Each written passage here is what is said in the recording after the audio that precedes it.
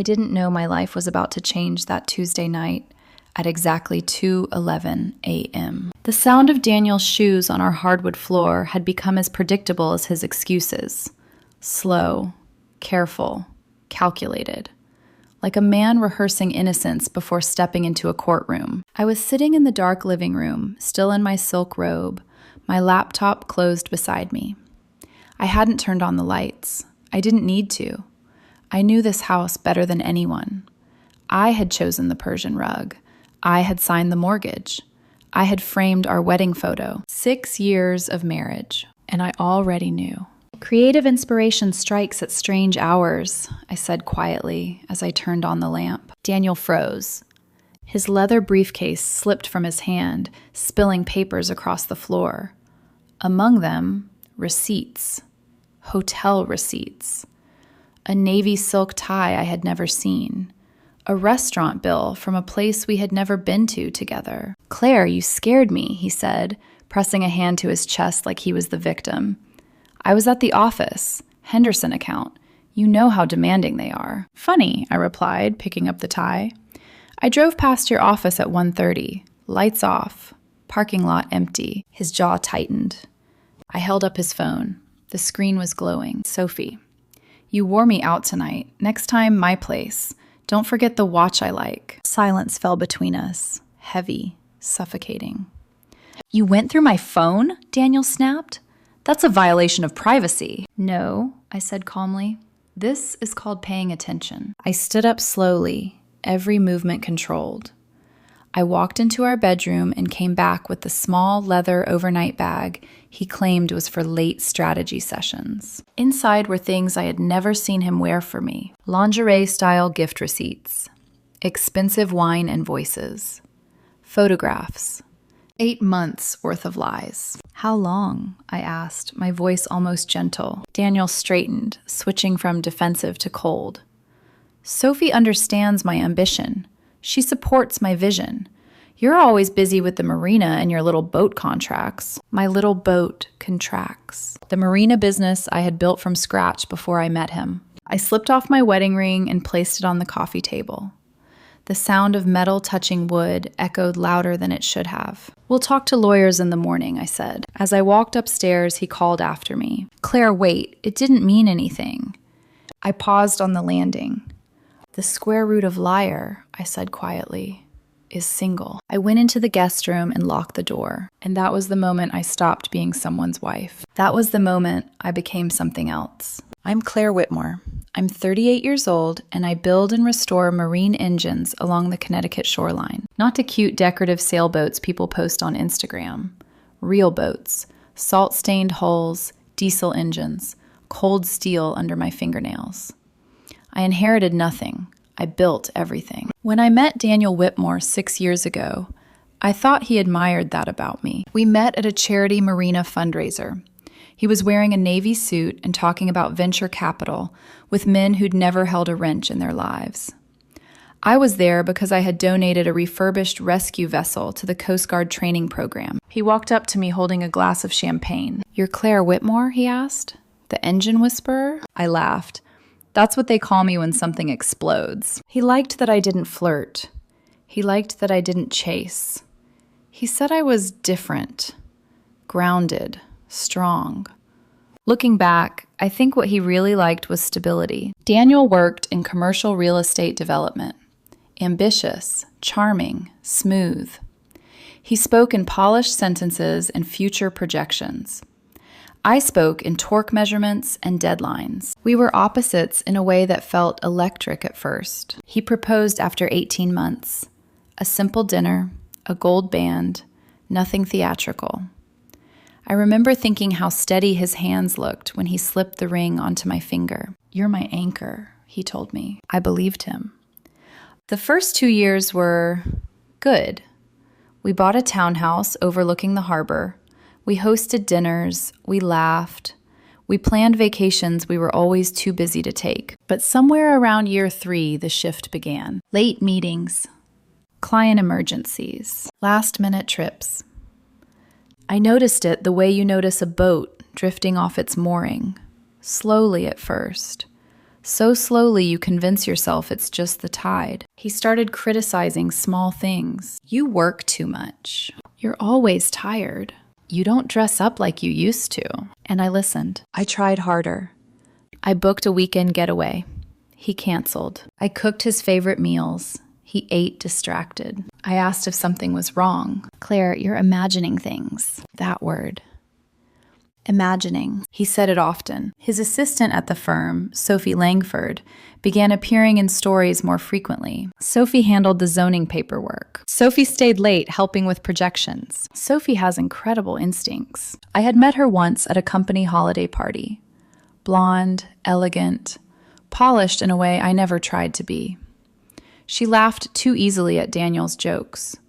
I remember thinking she seemed overly attentive. I ignored the feeling. Daniel's mother, Patricia, never liked me much either. She's very independent, she would say, as if it were a flaw. His family valued image, appearances, country club optics. I valued competence. There were subtle tensions. Comments at dinner. Claire, do you ever think about stepping back from the marina once you have children? We had been trying, quietly, month after month. Negative tests. Daniel stopped bringing it up after a while. He grew distant, physically first, then emotionally. But I didn't see betrayal. I saw stress. I saw pressure. I saw a man overwhelmed by ambition. The signs were there. The extra cologne, the new watch, the guarded phone. But love makes you generous with denial. 8 months ago, something in him shifted completely. He became lighter, happier, like a man who had found oxygen elsewhere. And I, foolishly, thought maybe he was finally at peace. I didn't realize that peace was built on someone else's lies. The first real crack didn't come from a lipstick stain or a suspicious receipt. It came from silence. Daniel stopped fighting with me. That might sound like a good thing. It wasn't. Arguments mean someone still cares enough to push back. Silence means someone has emotionally packed their bags. He would sit across from me at dinner, scrolling through his phone, the glow of the screen lighting half his face, while the other half disappeared into shadow. Who are you texting? I asked once. Work, he replied too quickly. I nodded. But work doesn't make a man smile like that. Work doesn't make him tilt his phone away when you walk past. He started going to the gym at 9 p.m. He bought new cologne. He switched from simple ties to expensive Italian silk. One evening, I picked up his suit jacket to hang it, and a hotel keycard slipped out of the pocket. Harbor View Inn. Room 417. I stared at it for a long time. When he came home, I held it up. You dropped this. His eyes flickered, just for a second. Oh, that was for a client meeting. They booked a conference room upstairs. I must have slipped it into my pocket. He didn't stutter. He didn't over-explain. He stayed calm, which made it worse.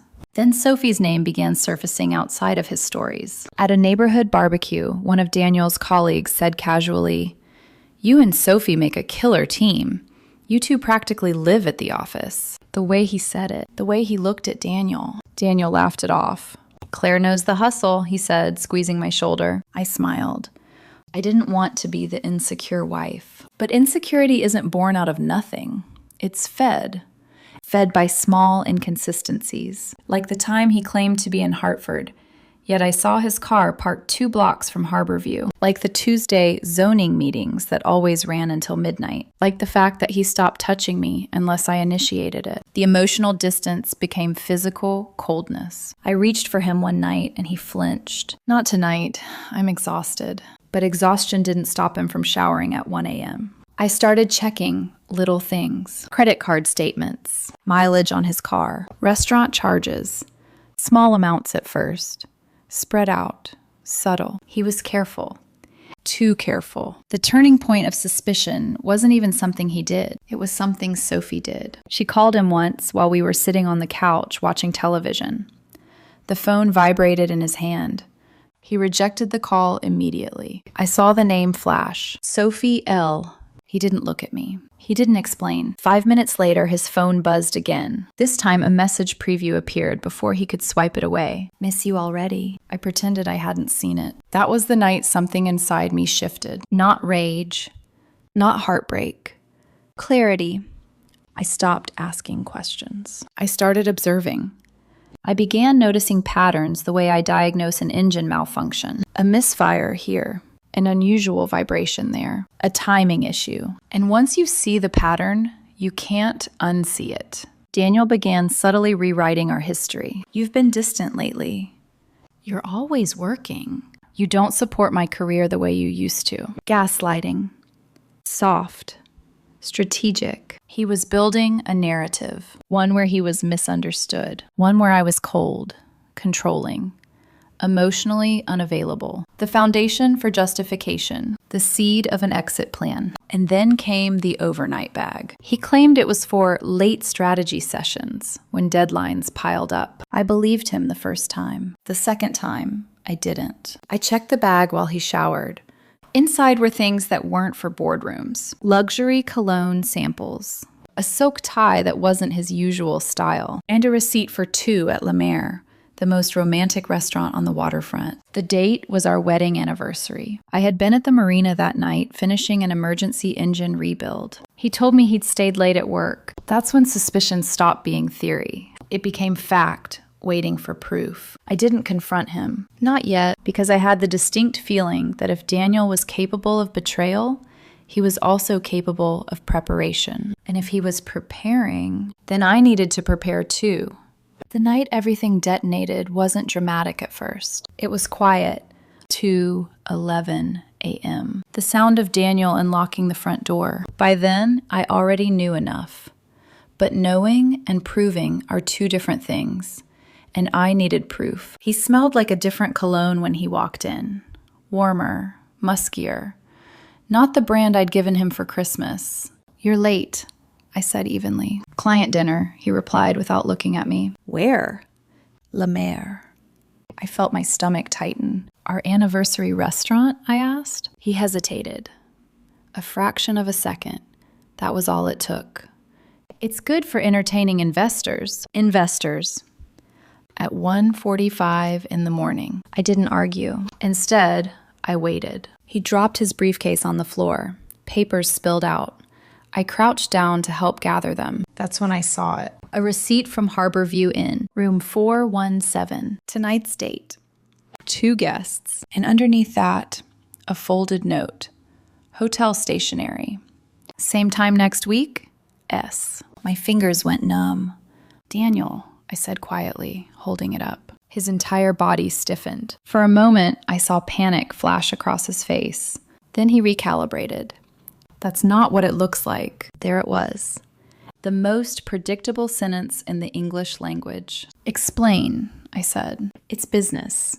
Sophie needed help reviewing some documents privately. The office isn't secure enough for sensitive contracts. At a hotel? Yes. At midnight? Yes. In a room booked for 2 guests. Silence. He exhaled sharply. You're twisting this. I'm reading it. His phone buzzed again. He glanced down instinctively before he could stop himself. And this time, I saw the full message. Sophie, you were incredible tonight. I still feel you. Don't overthink her. She suspects nothing. The room felt like it tilted. Not dramatic. Not explosive. Just a slow internal collapse. I held the phone up between us. Say it, I whispered. Daniel didn't. Instead, he switched tactics. Claire, this is your fault. I blinked. My fault. You've been distant for months. You care more about engines than you care about us. I needed someone who supports my ambition. I built my business before I met you, I said slowly. I supported you through 3 failed developments. I signed personal guarantees on your second venture when banks wouldn't. You emasculate me, he snapped. You're always the strong one, the stable one. It makes me feel small. The cruelty of that statement landed deeper than the affair itself. I had never tried to make him feel small. I had tried to build us. So you slept with your assistant, I said. He didn't deny it. Instead, he did something worse. He justified it. Sophie understands my vision. She believes in me. The audacity of that sentence cracked something inside me. 8 months? I asked. He looked away. 8 months. More than half a year of lies, of intimacy redirected, of whispered plans in hotel rooms while I balanced budgets and scheduled marina contracts. Are you in love with her? I asked. Another silence. Yes. It was soft. Almost gentle. That single word hit harder than shouting ever could. My chest tightened. My hands trembled. But only briefly, because beneath the heartbreak, something colder surfaced. Logic. Does she know about the mortgage structure? I asked. He frowned. What? The townhouse, the marina assets, the operating accounts. Does she know whose name they're in? His confusion deepened. Claire, what are you talking about? I stood up slowly. I'm talking about the fact that you think you're leaving this marriage with half of something you never built. His face changed then. Fear. You wouldn't. I wouldn't what? I asked calmly. Protect what I created? He took a step toward me. Don't turn this into a war. You already did, I replied. I walked into our bedroom and opened the closet. From the top shelf, I pulled down a locked file box. Inside were copies of every financial document, every asset, every prenup clause he had signed before we married. He had skimmed it back then, confident, distracted by champagne and optimism. He never imagined he'd need to read it carefully. I handed him the folder. You wanted someone who supports your ambition? I said quietly. Congratulations. You're about to discover how ambitious I can be. He flipped through the pages. And for the first time since I'd known him, Daniel Whitmore looked truly afraid. I didn't scream. I didn't throw anything. I didn't beg. That surprised Daniel more than the evidence did. He stood there, flipping through the prenup, his hands trembling slightly. The color had drained from his face. This isn't enforceable, he said, but there was no conviction in his voice. It was drafted by Harrison and Cole, I replied evenly. You insisted on using your firm's recommended attorneys. Ironically, they protected me very well. The silence between us felt sterile, clinical, like we were discussing a business dissolution instead of a marriage. You're overreacting, he tried again. We can work through this. It was a mistake. A mistake is forgetting an anniversary, I said.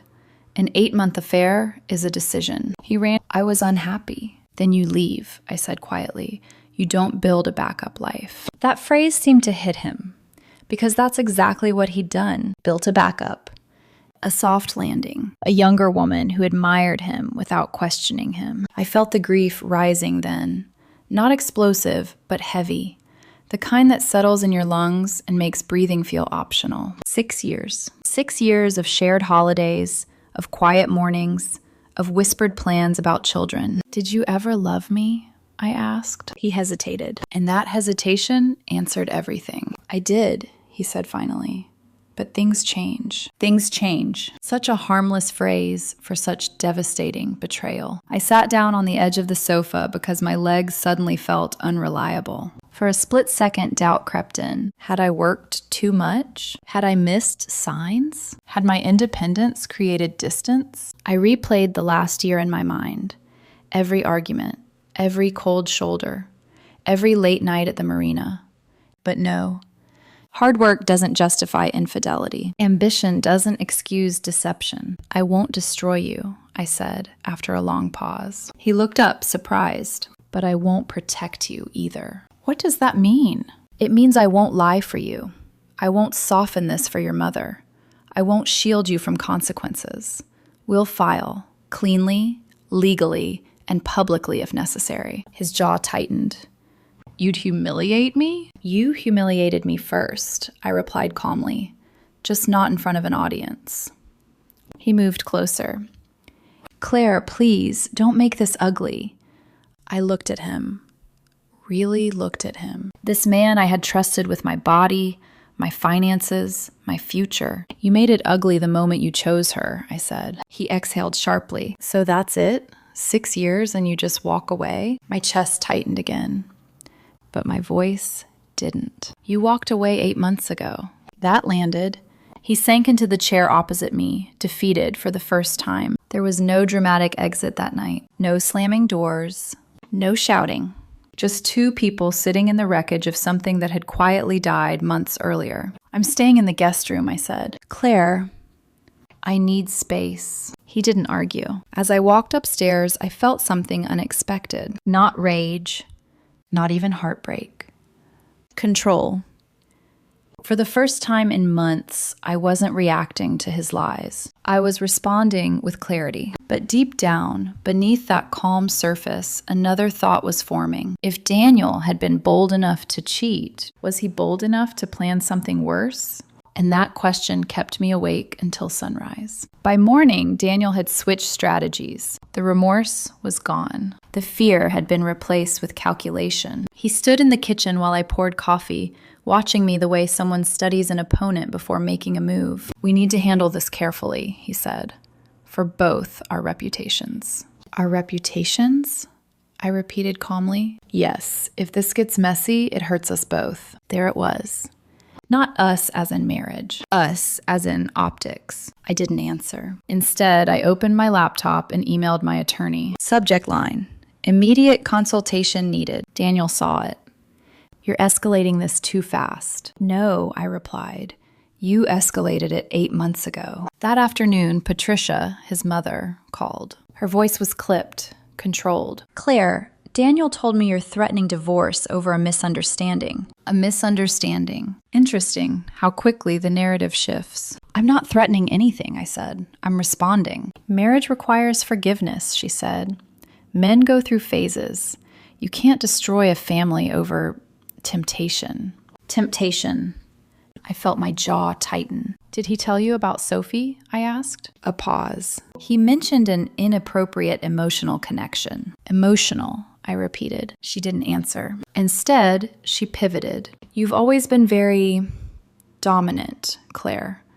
Daniel needs support, not competition." Competition.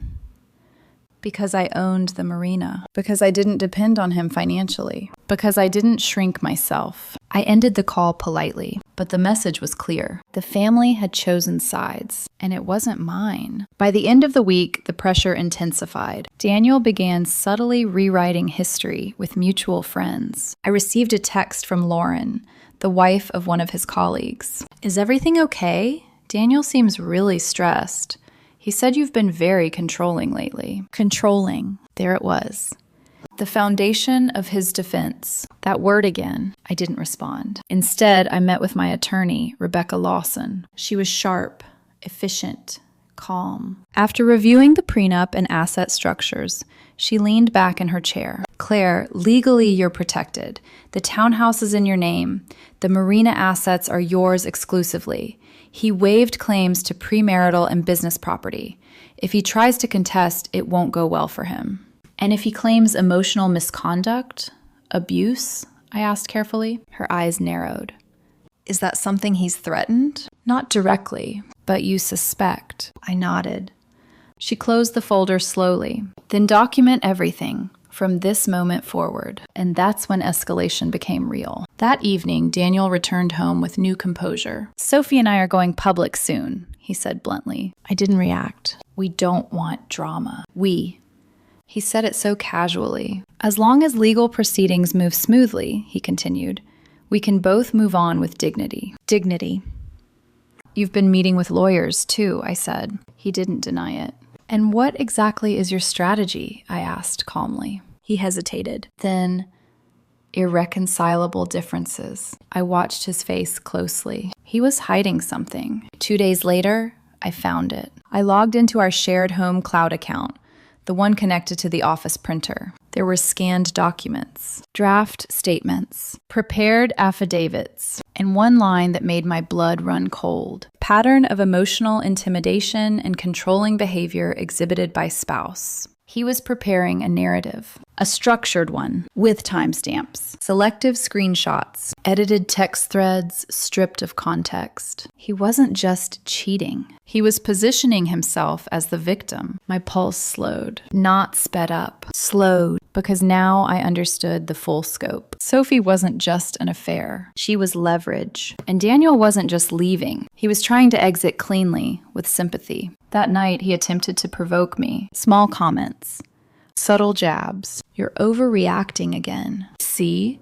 This intensity is exactly what I mean. He wanted a reaction. He wanted evidence. I gave him none. Instead, I turned on my phone's voice recorder and placed it in my pocket. Every conversation from that moment forward was documented. If he wanted a war of narratives, he was about to discover I had better records. But what I didn't expect was that Sophie would step further into the picture. And when she did, escalation stopped being subtle. It became public. The lowest point didn't happen in court. It didn't happen in a screaming match. It happened on a quiet Thursday afternoon in the Marina office. I was reviewing engine invoices when my phone started vibrating nonstop, text after text.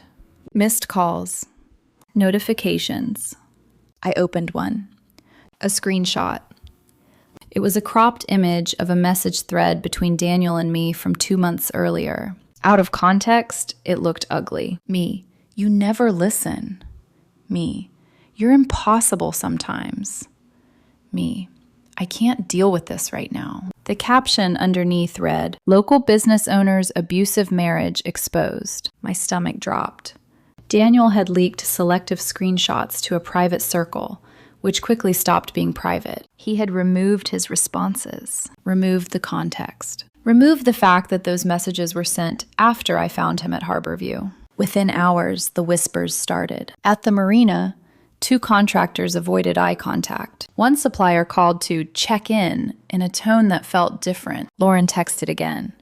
"Claire, I didn't realize things were that bad." That was the moment it hit me. He wasn't just protecting himself. He was actively dismantling me. My reputation wasn't just personal, it was professional. The marina depended on trust. If people believed I was unstable, volatile, abusive, it could damage contracts. Daniel knew that, and he used it. I drove home early that day. For the first time since this began, my hands were shaking. The house felt foreign, like it belonged to strangers. I walked into our bedroom, still technically shared, and saw his suitcase half packed. He wasn't hiding anymore. He was preparing to leave. I sat on the edge of the bed and let myself feel it. The humiliation, the betrayal, the realization that the man I loved had not only cheated, but strategically positioned me as the villain. I thought about the children we had tried for, the appointments, and suddenly a terrifying thought surfaced. If we had succeeded, if I had been pregnant during those 8 months, would he have still done it? The answer came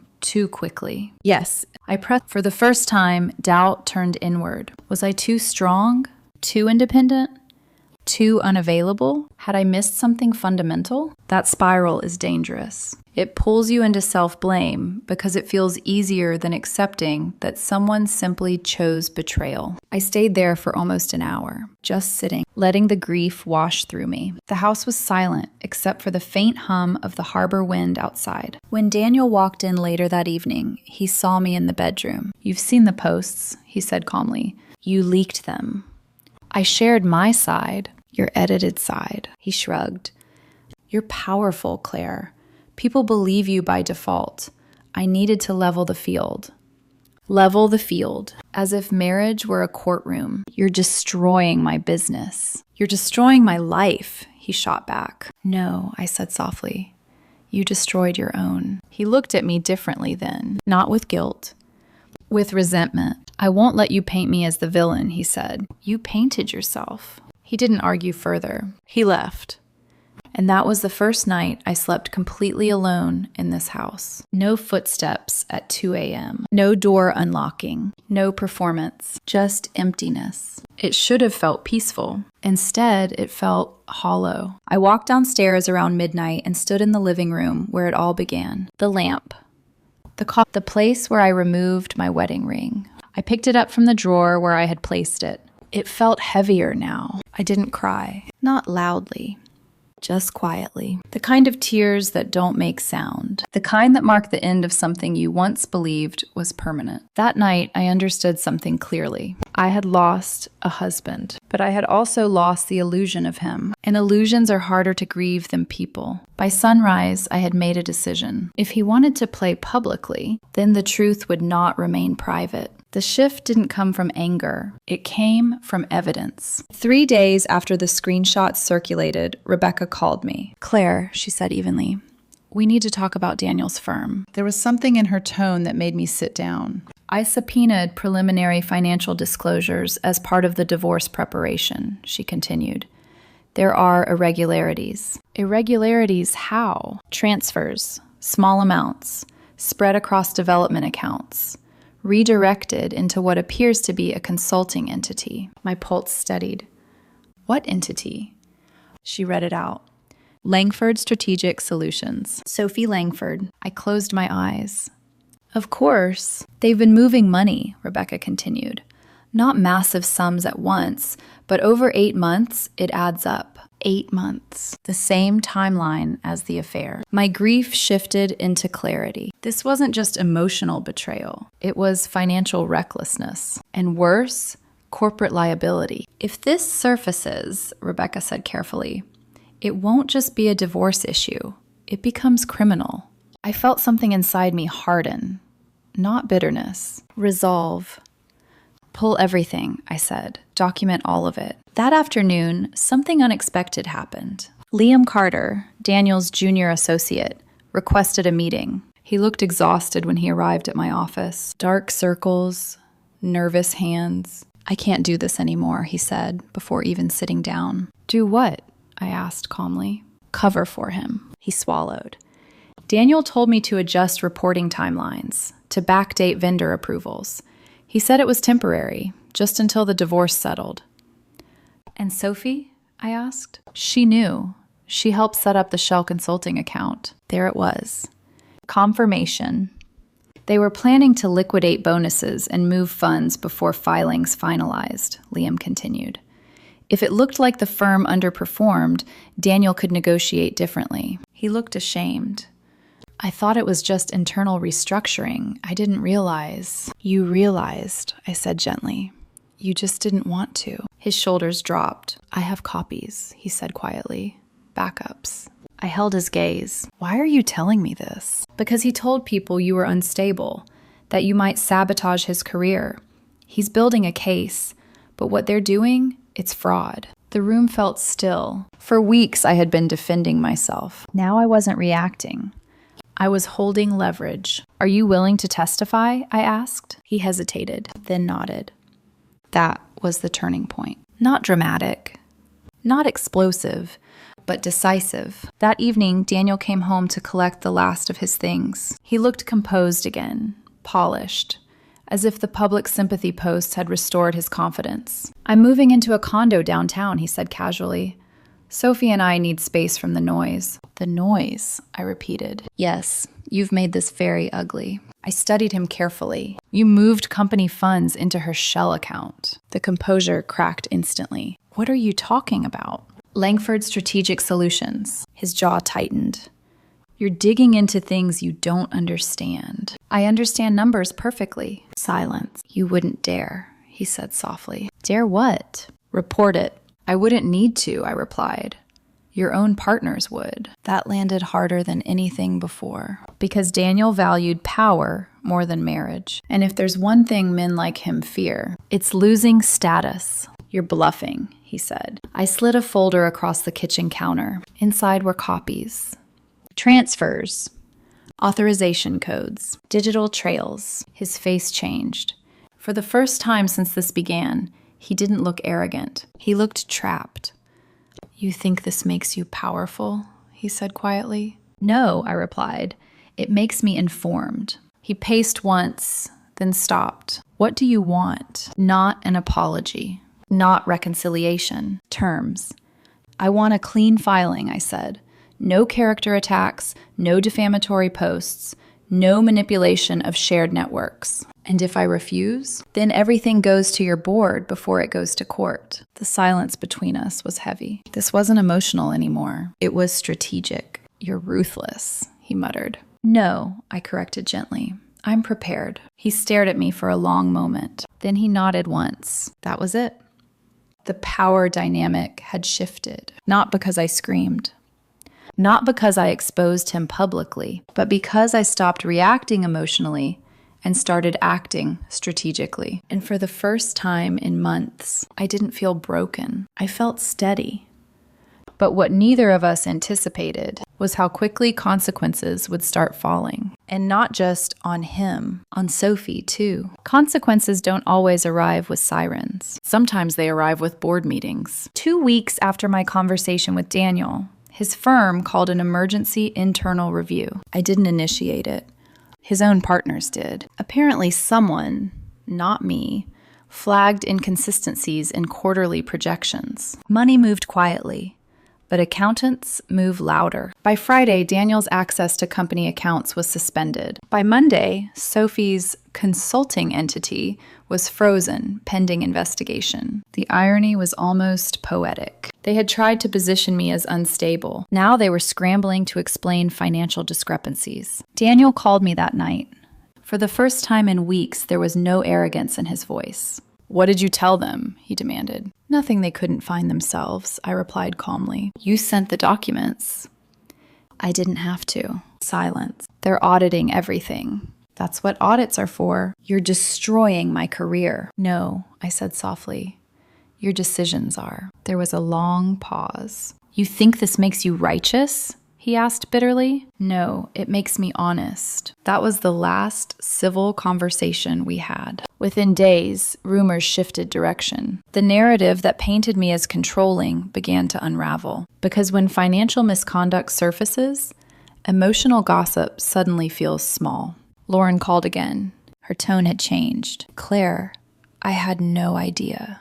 I know, I said simply. At the marina, contractors who had avoided eye contact returned to normal conversation. Suppliers confirmed ongoing contracts. Trust, once shaken, began to steady. Meanwhile, Daniel's world was collapsing faster than mine ever had. His firm placed him on administrative leave pending investigation. Sophie resigned for personal reasons, which translated to no one wanted her near the books. Patricia stopped calling. Because defending an affair is one thing. Defending potential fraud is another. I didn't celebrate. There was no champagne. No public confrontation. Just quiet unraveling. The divorce filing proceeded cleanly. He removed the character allegations from the draft petition. Irreconcilable differences. Simple. Contained. Professional. Exactly what I demanded. 3 months later, the firm reached a settlement internally to avoid criminal charges. Daniel forfeited bonuses, equity options, and future development rights. He walked away with far less than he imagined. Sophie moved out of state. No Paris, no sophisticated city life, just silence. As for me, I stayed. In the townhouse overlooking the harbor, in the marina I built, in the life that was always mine. The final divorce hearing lasted 22 minutes. No drama. No accusations. Just signatures. When we stepped outside the courthouse, Daniel looked smaller. Not physically, but energetically. I didn't think it would end like this, he said quietly. Neither did I replied. He hesitated. I did love you. I met his eyes. Then you shouldn't have gambled it. He nodded once and walked away. No grand speech. No final argument. Just two people acknowledging a failed story. I drove back to the harbor and sat in my truck for a while, watching boats move across the water. The marina hummed with quiet life. Engines starting, ropes tightening, waves steady against the dock. It struck me then. Nothing in my world had collapsed. Only the illusion of partnership had. And illusions are replaceable. Integrity isn't. 6 months later, I no longer wake up at 2:11 a.m. The house is quieter now, not emptier, just honest. I kept the townhouse. I refinanced under my name only. I replaced the living room lamp, not because I had to, but because I wanted something that didn't witness betrayal. The marina is doing better than ever. 2 new commercial contracts, a partnership with a coastal restoration nonprofit. Growth that came not from revenge, but from focus. People still ask sometimes, do you hate him? I don't. Hate requires energy, and I've learned to invest energy carefully. What Daniel did hurt me deeply, but what hurt more was realizing I had slowly shrunk myself, trying to preserve something that was already cracking. I questioned my strength, my independence, my ambition. I thought maybe I had been too much. Here's the truth I learned the hard way. You are never too much for someone who truly values you. You are only too much for someone who benefits from you being smaller. I also learned something about silence. Silence is not weakness. Staying calm while someone tries to rewrite you, that is power. Not screaming when you're betrayed, that is control. Protecting your name without destroying yourself in the process, that is maturity. Daniel thought he could leave quietly while reshaping the narrative. He underestimated one thing. Integrity leaves receipts. I didn't win because I humiliated him. I won because I stayed steady, because I documented, because I refused to react emotionally when strategy was required, and because I remembered something crucial. I built my life before him. I can build again after him. The ring is gone. The illusion is gone. But I am still here, stronger, clearer, and no longer afraid of losing someone who was never fully with me. If you're watching this and you feel the drift in your own relationship, the late nights, the shifting stories, the subtle rewriting of blame, don't ignore your instincts. Love doesn't require you to shrink. Trust doesn't require you to doubt your own sanity. And when someone chooses betrayal, you don't have to become bitter. You just have to become done. I didn't know my life was about to change that Tuesday night at 2:11 a.m. Now I do. It was the night I stopped being someone's wife and started being fully myself again.